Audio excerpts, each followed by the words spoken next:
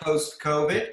My name is Ryan Sampson with Eshenbaugh Land Company, and we are excited for this Wednesday morning 10 a.m. webinar. We've got a great group of speakers, and with that, I would just like to go over some housekeeping items before we get started. This is being recorded, so we look forward to sending links out to anybody that would like to watch it again. If you have to drop off during it or have colleagues that weren't able to make it, just shoot myself or Bill an email and we will send you the link to watch this recording. Again, there is Q&A on the bottom, so if you have any questions for any of our speakers, feel free to type in a question and we will try and get those answered timely. With that, I'd like to thank our team at Eshenbaugh Land Company, Jack Kaler, Michael Strahan, Chris Bowers, Bill Eshenbaugh, myself, and our support team. We're here to help you. If anyone needs help with land sales or inventory questions, we're here working every day in our office. We're back excited. Business is great. With that, let's get this started and introduce our three panelists. We are excited to bring you some of the best minds in the Tampa Bay market. With that, we'll start off with Larry Jimenez. He is the Vice President of Business Development for Star Distribution, based in Plant City. He also serves as the Secretary and Treasurer of the Plant City EDC and leads Florida's premier third-party logistics provider, Star Distribution Systems, in their growth, profit, strategy, marketing, and business development. We're excited to have him and look forward to what's going on the logistics side of Florida. Next, we have Owen LaFave, who is the Pinellas County Market President for Bank of Tampa. He has a 19-year banking experience, probably more than that. He looks young, but he's been around Tampa and knows the banking industry. His responsibilities include overseeing commercial and personal banking throughout Pinellas County and commercial real estate banking for all of Tampa Bay.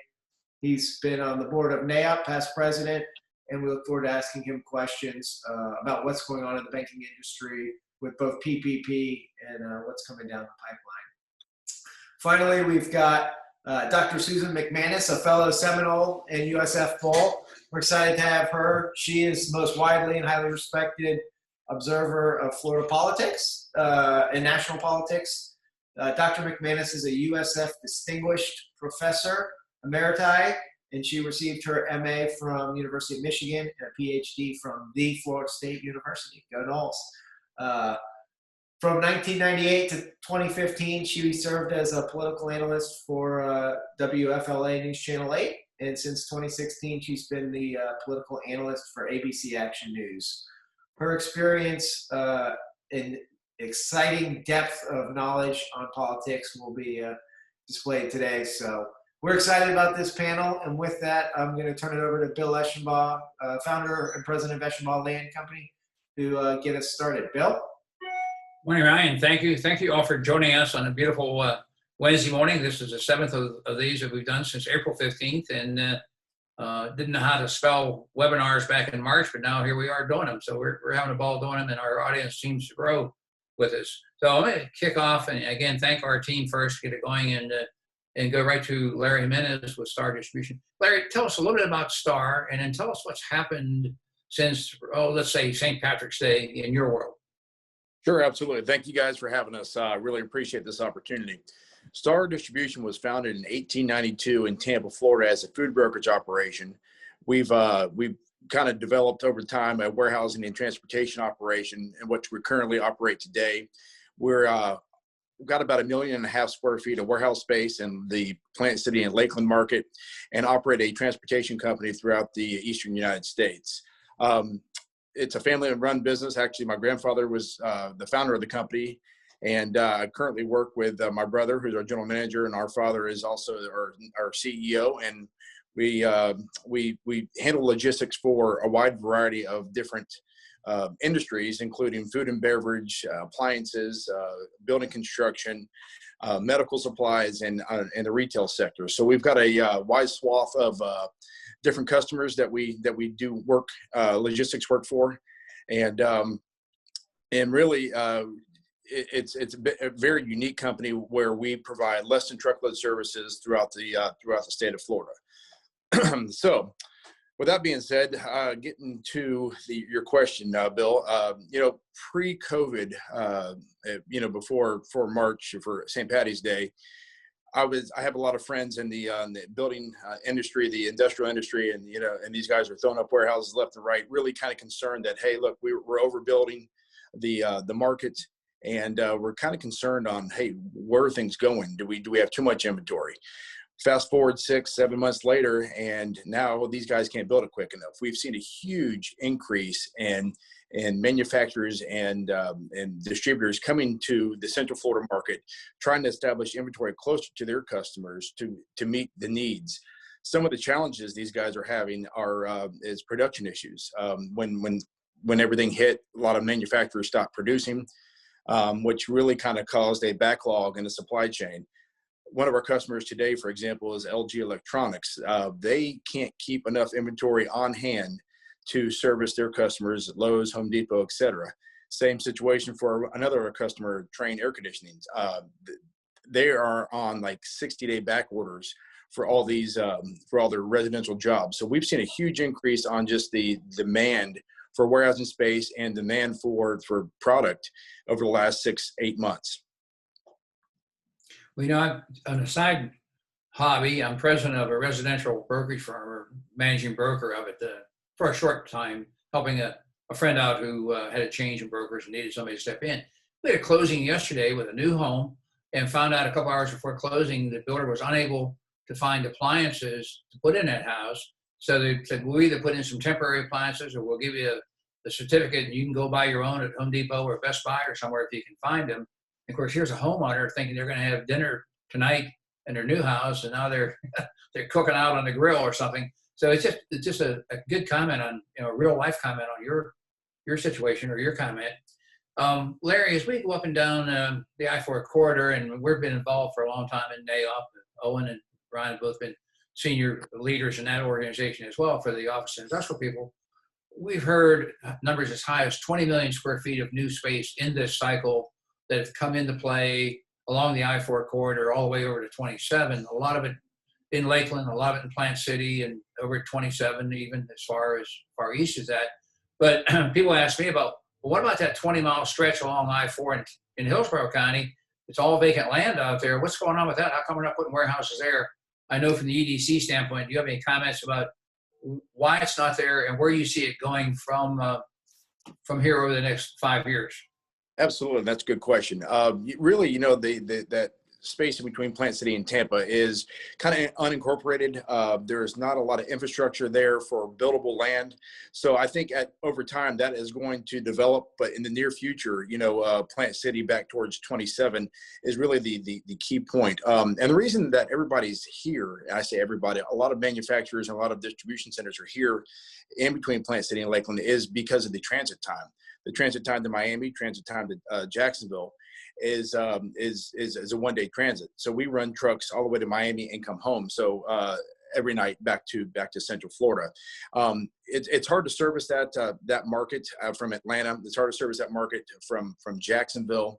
So really, a lot of our customers have really kind of focused on Central Florida as a home, just because of the availability of transportation to their customers.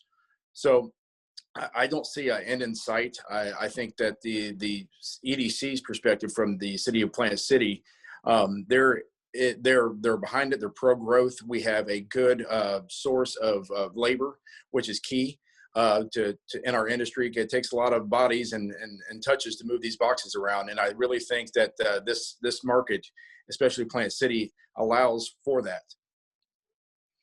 And do you see that that growth continuing with, we just saw an Amazon carve out a site in Temple Terrace. I'm not sure I even knew it was there as a land guy. Shame on me, but they carved out a big site in Temple Terrace. Do you see repurposing? We've heard, for example, we were on Gandy at the Macy's site that maybe Amazon was looking at portions of that site, and some of these retail centers that are malls and so forth that might not make it through the crises. Some of that becoming distribution. Do you see repurposing happening? And do you see new development being forced, like squeezing that balloon, now making it go north and south on 75? Or what's your forecast?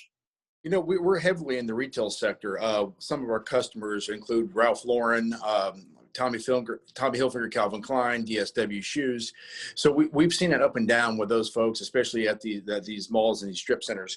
Really, what I understand from the market research on RILA, which is the Retail Industry Leaders of America, is that these companies want to get a smaller footprint, which obviously leaves a vacant space in the malls. Some of the whisperings in the industry are, yes, Amazon is looking to come in and snatch up some cheap labor or cheap warehousing, or cheap space.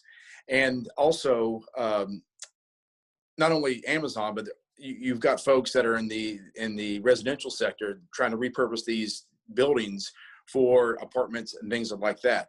So yeah, to be honest with you, Bill, I really see those spaces really coming. It's going to be individual how they play out. But as far as the malls per se, I really want to focus on more building as far as industrial space for Amazon should be in this land built to suit kind of model versus a residential mall, retail malls.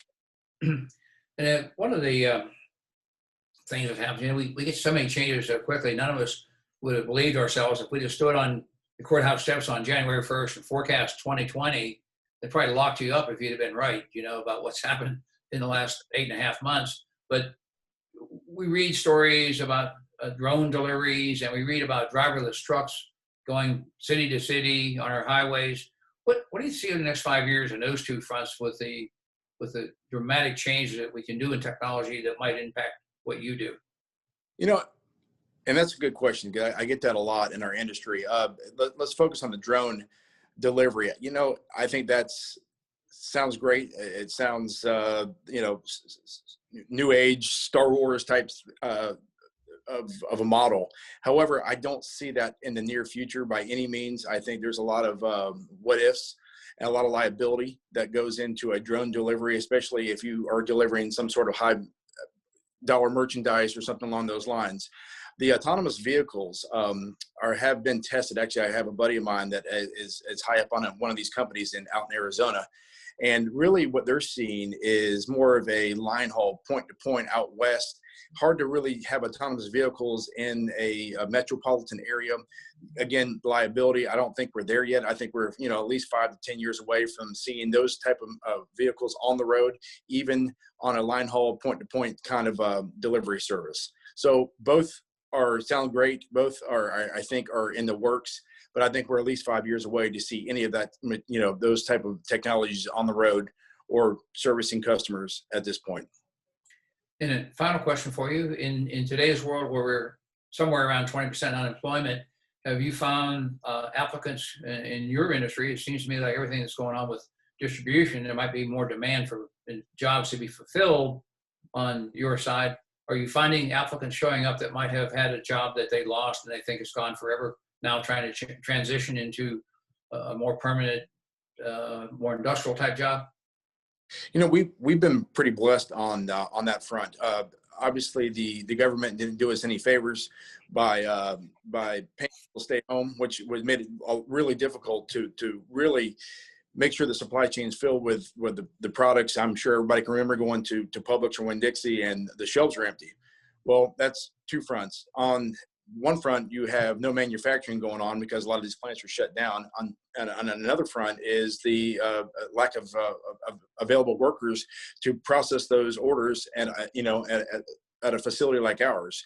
So we've had a couple challenges there, but we are seeing a huge resurgence on available labor and talented labor that are coming from other sectors across the field here. Good. Well, thank you so much for your sharing with us this morning. I'm going to jump over to Owen Lefebvre here from Bank of Tampa.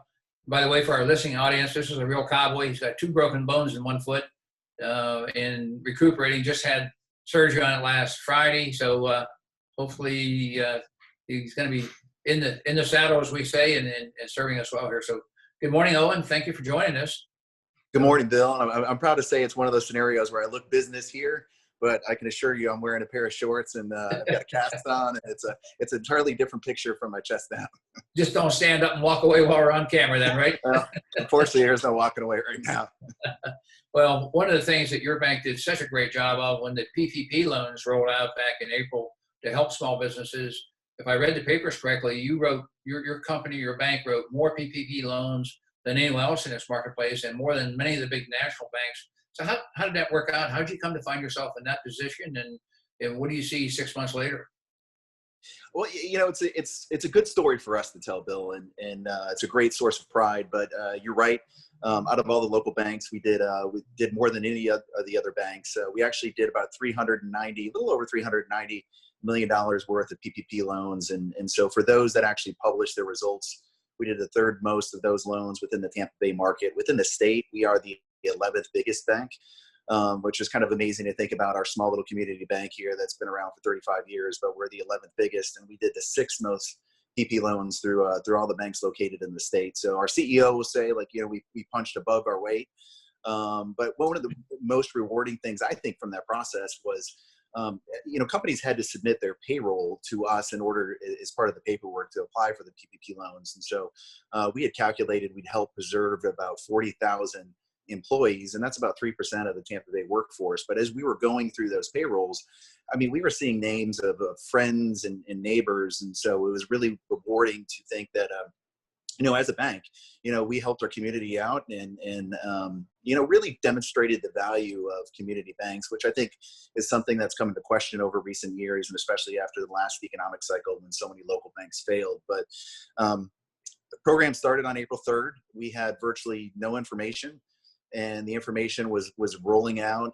It felt like an hourly basis, but certainly, a couple times a day and a daily basis. And so, everybody would say, they're building the plane while it's in the air, and that's truly how we felt. So we were trying to figure out how to tackle it, and all of our clients were coming to us, and we're panicked. I mean, they were closing down. They were concerned that they weren't going to be able to pay their employees. They weren't able to stay in business.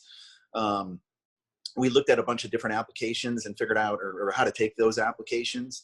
And we were looking at a software solution to begin with, which is what a lot of the bigger banks went with. And the unfortunate thing about that is we wanted to hit the ground running. We wanted to deliver for our clients, and we couldn't do that with a software process because none of the information was available. We decided to kind of just do it the old-fashioned way and roll up our sleeves. And we had a team of 15 or 16 bankers that were kind of our core processing team.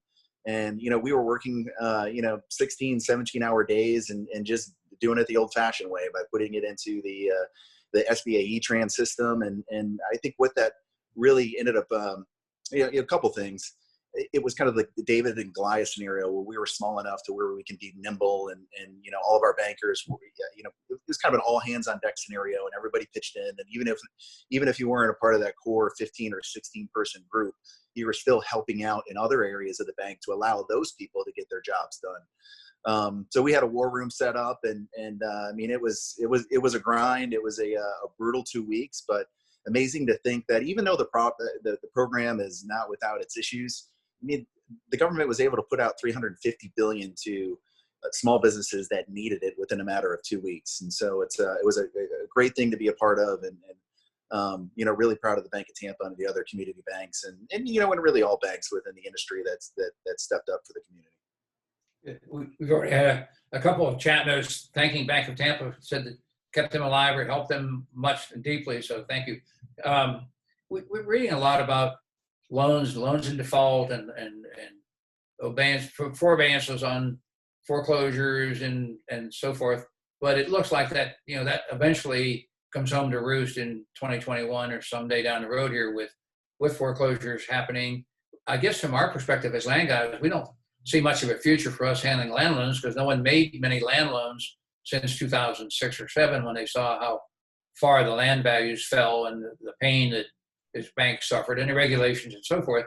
But on commercial properties overall in the Tampa Bay area, what do you see happening as we roll into 2021 in terms of foreclosures? How big is the problem, do you think? And is it going to have a real depressing factor on the commercial real estate market, or is it just going to be another one of those things we'll work our way through? Yeah, this cycle is definitely different than the last one. So this one was a supply and demand shock to the system versus the last cycle, which was a balance sheet depression or balance sheet recession. And so it's reacting in a completely different way. I mean, every cycle is a little different. So no matter what happened, we take lessons from the last cycle. The next one is usually different.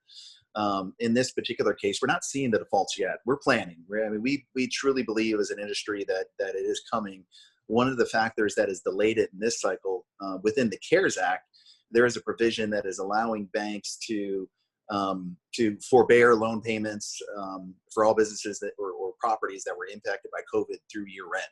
So in the previous cycle, we didn't have that benefit. So anytime you modify a loan to make the payments easier for a borrower, federal regulations require that we classify that as a troubled debt restructure, which means that as a bank, you have to put additional reserves against it, and any income received from it, you can't recognize it. So they became what was known as toxic assets. And so, most banks took the position to where it was much better to foreclose or sell notes. I mean, certainly default. I mean, just purge them off the books as quick as possible. And just as an aside, the Bank of Tampa did not take that approach for any clients that wanted to work with us. We were able to work with them kind of on a long-term workout plan. And that was the benefit of being a local private bank versus a public bank, where your shareholders are expecting that you get it off the books as quick as you can. I think what you'll see in this cycle, and actually what we're seeing right now, is the hardest hit industries are of course hospitality, restaurants, bars, anything that's entertainment, recreation oriented. Travel was really hard hit. So those are the property types that we're going to see, and we're already seeing that in the CMBS and the life insurance market, where they've had a pretty significant uptick in loan defaults, and actually 26% of all hospitality loans done in the CMBS market are under some stage of workout. And we're just not seeing that at the bank level yet. And again, because we have the flexibility to modify those loans. So what we're seeing is really kind of a mild and really nuanced increase in defaults. I mean, we're at about 60 basis points. To give you some comparison, in the Great Recession, loan defaults hit about 9%. So I mean, we're nowhere near that at this point. But if you look at every bank's earnings that they've reported, we are just stockpiling loan loss reserves, anticipating that, really starting at year end, but probably the first quarter in 2021, and then kind of persisting for the next 4 to 6 quarters, that, we're going to have a substantial amount of defaults and foreclosures.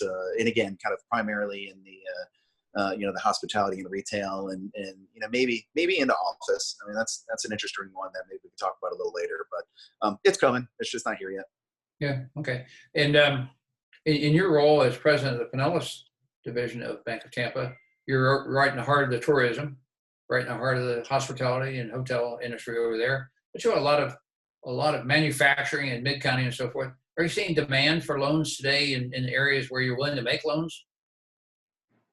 There's demand. Demand is subdued. I mean, certainly in that hospitality industry, and we've had a lot of people reach out to us, wanting some sort of bridge loan, and of course we're referring them to other means, because it's really hard to underwrite when you basically went for no revenue for 30 or 60 days. I mean, I think a lot of the properties across the beach, I mean, people are doing a lot of staycations, and so they've come back.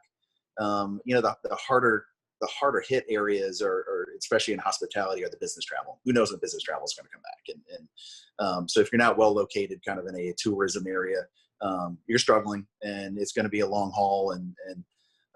But that being said, I mean, banks are lending. I mean, that's what we do. I mean, banks are, from a capital standpoint, I mean, we're incredibly strong.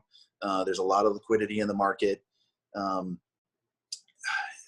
think the challenge is that in anticipating that we're going to have some defaults and foreclosures coming down the road, it's natural for all banks to go into a prevent defense mode. So the Fed had issued their senior lender survey, I think last week, but it showed that 70% of banks are tightening credit standards. And so it's kind of natural.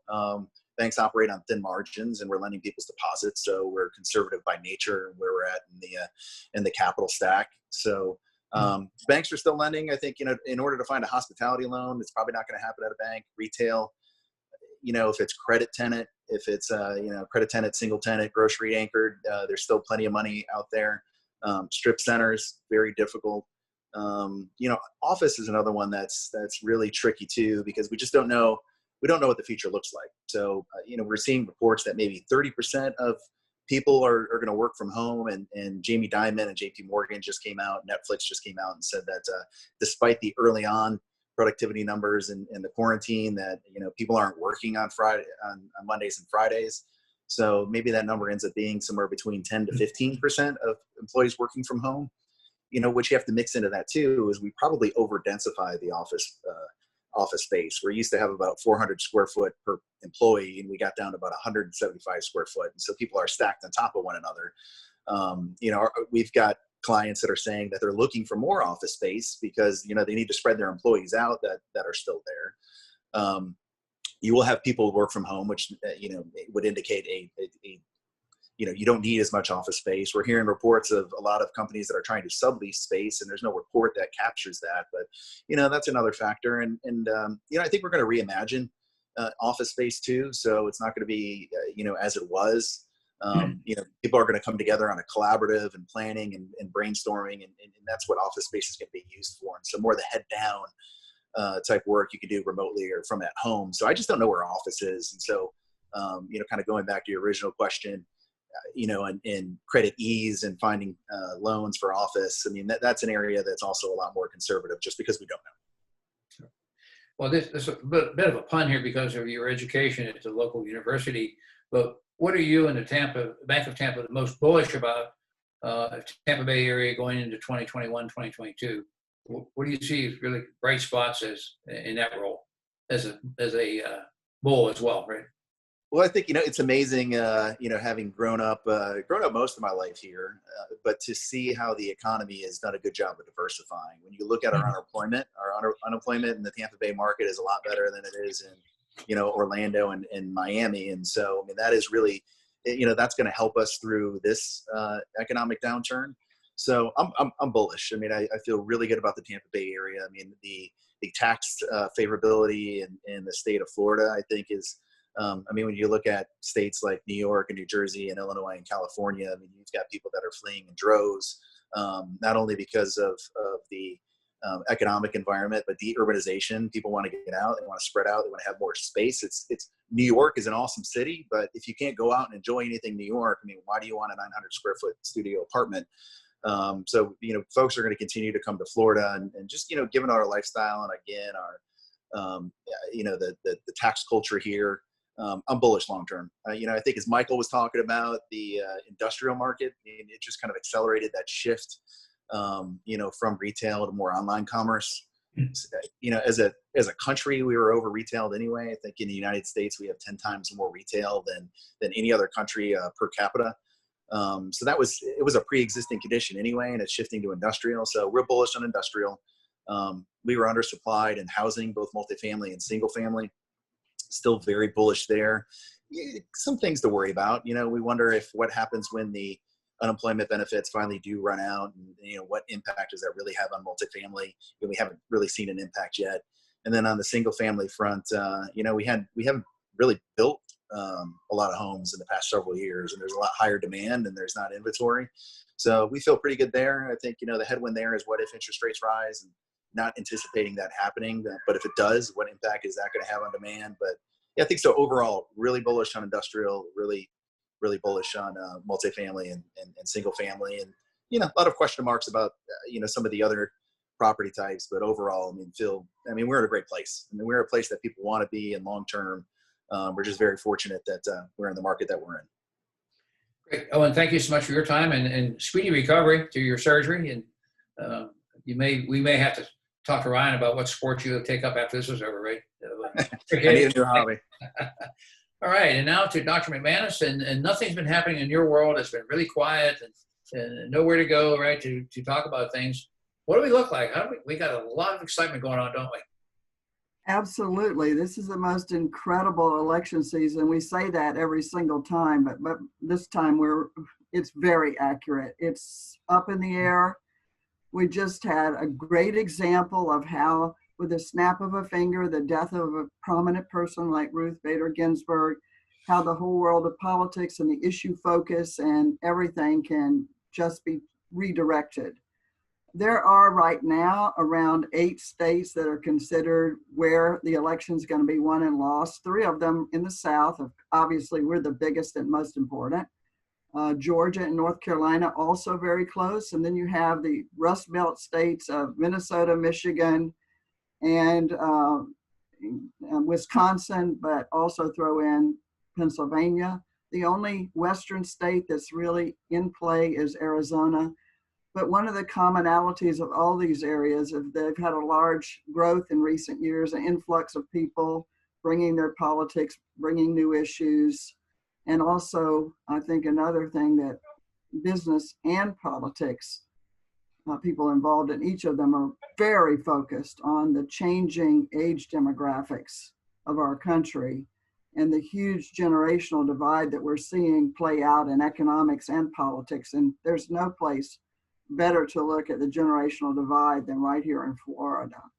So those are the big states, but obviously much of the country and much of the world from a media perspective and political perspective are focused on our state because it's really simply the fact that President Trump can't be reelected if he doesn't carry Florida. And just to show you how close it is, the registration for Democrats and Republicans in Florida is the narrowest it's ever been. It's 37-35 rounded, but it's close, with Democrats having slightly more registrants. But the really big growth is in the younger people who are registering as no party affiliation. And frankly, the 2 youngest generations right now, Gen Zers and millennials, are almost a third of the current registered voters of the state, and they tend to register around 40% of Gen Zers as no party affiliation. This is just an incredibly competitive area. So much emphasis, in my judgment, overemphasis on the older population, which we know are much more partisan and likely to vote. But the uncertainty in politics, not just here, but in these other states, what about this younger generation? In a nutshell, 2 other things are worth noting, and a lot more we could talk about endlessly, why Florida is always the swing state. But we're also seeing this election taking place in a very, very different context than usual. Number one, distrust in the media is at record high levels. It's very hard for people to figure out who's telling the truth, whether it's a political ad or even newscasts, even though I will say that people do trust their local news media more than national media. But so you get, the truth of the matter is that people now only believe the media or the means that they get their political news. They only trust that very narrow slice to tell them what to believe. And it's really, really difficult to reach a broad swath of the population politically, whether it's news that a news outlet or whether it's campaigns and so forth. It's very difficult. So you have distrust of the media, but you also have an anxiety about the whole tone of this election and a worry that it's going to go on endlessly. Both sides have lawyered up. That's a different kind of environment. Distrust in the media, but also a distaste for politics as usual. So that's kind of the lay of the land. The hardest thing right now, finding the right message and the right means of communicating with the very, very narrow slices of the population that in our state can make a difference. Finally, you see that the last 4 or 5 elections have been decided in Florida, a state of over 13 million voters, by a sheer 1% margin. And when you look at 2018 governor's race, it was 0.5%. It's obvious that this is a state that is going to be close again. All the polls are showing it. Today we have 2 come out that show it's within statistical margin of error, which means a tie. And it's also the most expensive and difficult state to campaign in.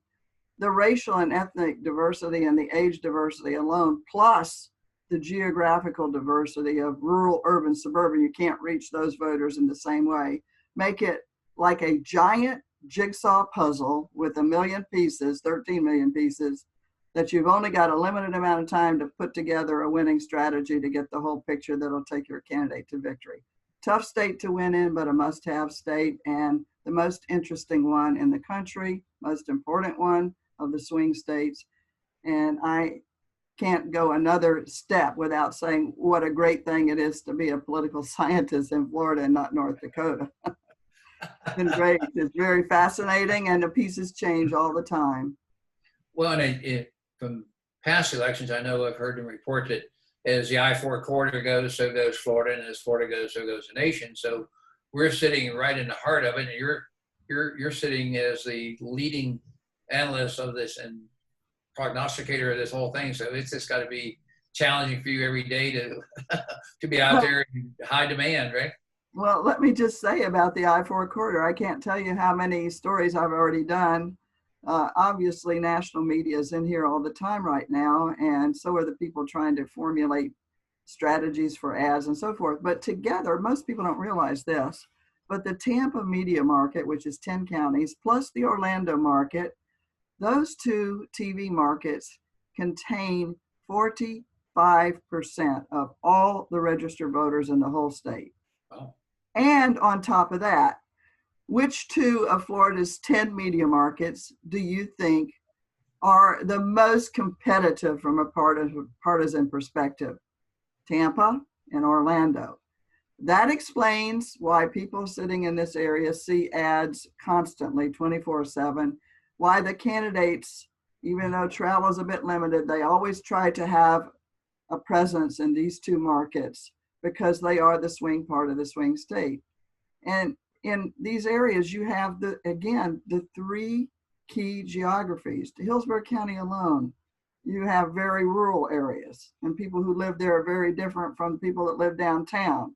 And you have the suburban areas that are very different, the Brandons and so forth, that are very different than the rest of the county. Well, that's pretty typical of the entire I-4 corridor, is that the different counties that make it up have different demographic compositions and different political compositions. But I think year in and year out for our state, it's the suburban counties that are really the swing counties of the swing state. But without question, Bill, the I-4 corridor, as we always say, is the highway to heaven or hell politically, depending on whether you win or lose. And we're going to see that again this time. Do you think we're going to be still in November, or will we be in December when we finally have results? I remember the George Bush election with the hanging chads, and we seemed to go on forever with it. Do you think this one's going to have that sort of protracted litigation and such a close race that everyone's going to sue and so forth? Both sides have heavily lawyered up and are continuing to do so. And we're likely to see challenges before, during, and after the election because of different processes of how you get a ballot, when ballots can be returned, how much security a county's election supervisors in office have. And then afterwards, all kinds of, if it's really close, questions about late arriving ballots or vote harvesting. There's just so many things now that people are anticipating, both the process of voting and the outcome, that many are projecting that we're not going to know for, 2 or 3 or 4 weeks. But let me say it's very, very, very important. And this is something that journalist groups all over the country are attuned to, trying to inform people why it is very, very legitimate not to know the results of an election on election night.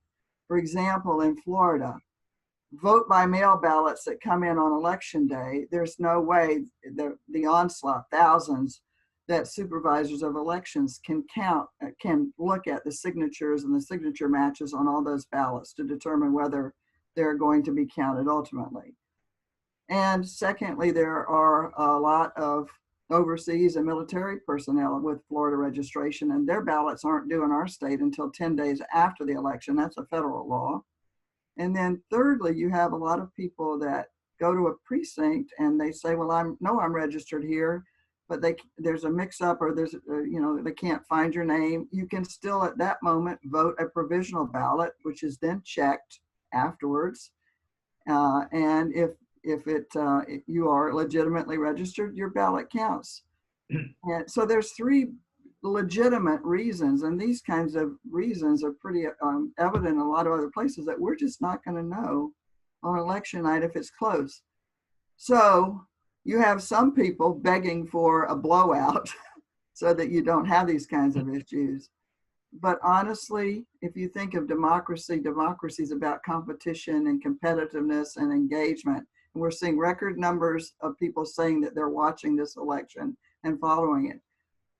You know, I'm always an advocate for having competitive races. I think it brings out the best, and I have to also say sometimes the worst of democracy, but it represents democracy.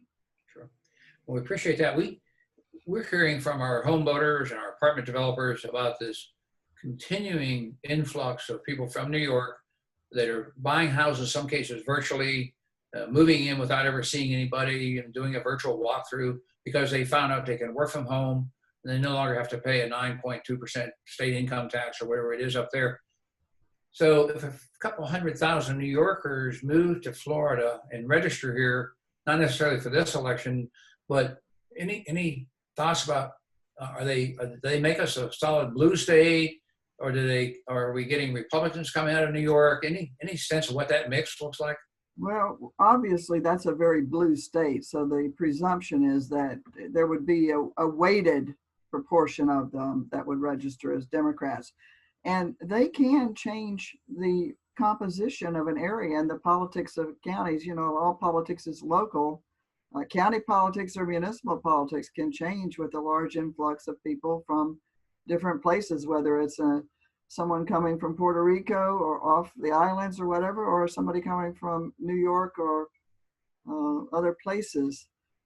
But it is true that, because as you said, the people don't have to physically go where they work, they can work from home.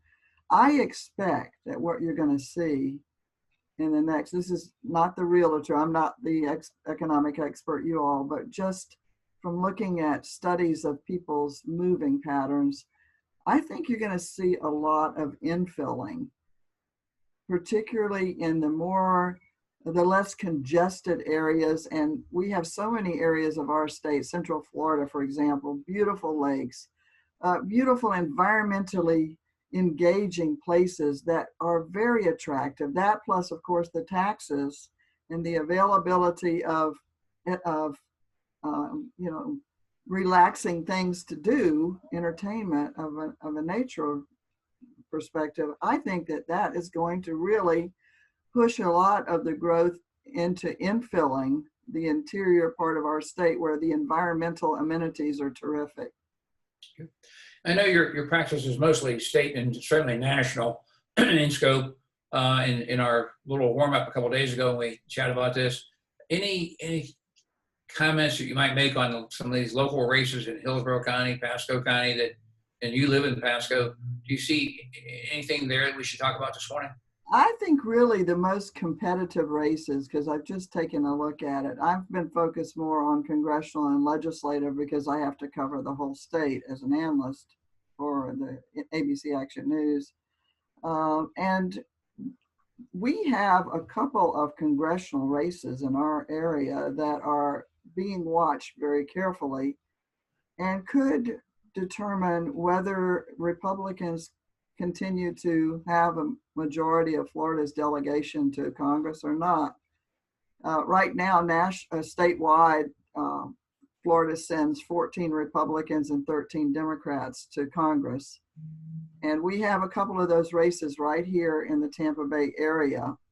And obviously some very hot local races, but also very hot amendment issues that are being voted on statewide. The minimum wage, of course, is one that's of interest to all of you. It's also the case that we have some very hot local House seats, not too many state Senate races. But the battle lines, we've seen more and more women running this time out. We have 20 some races for the legislature and Congress that are women versus women, meaning Republican versus Democratic women. More women are getting into state and local politics, and part of the reason is, and this is another trend, is that you look at almost any undergraduate institution in this country anymore, and the predominance of people going to college are female. And that's changing business, it's changing politics, it's changing a lot of things. So we have some very interesting House seats, as I say, state House seats, and those a couple of those races on the congressional front. Good. Well, thank you very much. I would be remiss if I didn't give a shout out to Linda Kaber, who's my wife of 32 years, former publisher of Florida Trend, and she appeared at several of Dr. McManus's political science classes at USF in the years gone by, and I prevailed upon Linda to reach out and invite Dr. McManus to join us this morning. So I thank Linda. Dr. McManus, I thank you for taking that invite and joining us and your great insight. I'm going to turn to Ryan now. We've had a few questions, I think, and Ryan, if you'll ask those questions of the respective panelists, and I'll be quiet and let you take it from there. Great. Well, yes, feel free to send us any questions. We do have a couple questions. First one is for Owen. Owen, thanks for participation and your great info. Recently, coming out of DC, there's been some discussion on PPP loan forgiveness with the amount of less than $150,000 kind of being forgiven without even applying for it. Can you provide any clarity or guidance on that, or has that become too much of a political hot button and won't be discussed and handled until after the election? No, I think nothing gets done until after the election at this point. There doesn't seem to be a whole lot of motivation for either side. We've been talking about, and the banking industry has been lobbying for that kind of de minimis $150,000 number and under to just be absolutely forgiven. But we hope that's still on the table. It's still, I think they're, on both sides, there's still some interest in it. The other challenging part of that is there has been some fraud. I mean, I think it's just, it's not widespread, but it's enough that that's become a political hot button. So while it seemed to be a certainty that was going to happen a few months ago, it's not as much now, but yeah, nothing's going to get done until after the election, in my opinion. At least that's what we're hearing. Great. Dr. McManus, there's been a couple of questions here regarding the election. Hillsborough County specifically has had some no growth mentality related issues come up on the home building side. I mean, what are you seeing on the local side for Hillsborough County Commission, if you follow it at all? Well, I follow it, but I'm not up to speed on it like I am the other races. But in general, you see, particularly among old timers, a reaction to too much growth. I mean, that's been a political pattern for quite some time. The commission itself is trending more Democratic, representative of Hillsborough County overall. But the growth and no growth dichotomy has characterized a lot of places. And I think that kind of dichotomy can change in a way. When you have an economic downturn, people are a little bit more pro-growth than they are when things are booming and they think things are too crowded. So in that sense, that's a dynamic that is pretty persistent, regardless of the county in Florida. And with this being a presidential election year, do you believe that, most folks are going to just ride the coattails of the Biden or Trump campaign when it comes to local politics, just everyone voting the same kind of party line? Do you think that will have an outcome or effect? Well, coattails are always important, particularly in races that are very close, but nearer the top of the ballot. There's a very long ballot this year. And of course, the amendments are at the bottom and some other things in local races and some of the constitutional office. We got a crowded ballot. There are those who just will go in and vote just for the president and nothing else.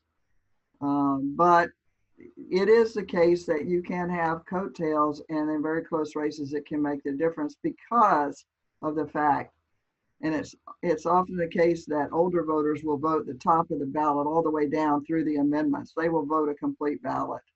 Younger people tend to wary of it and not do that. So in that case, you can, as a down ballot candidate, if you're running for a very local race and people know you, then you have a shot if you're going counter to whoever wins at the top.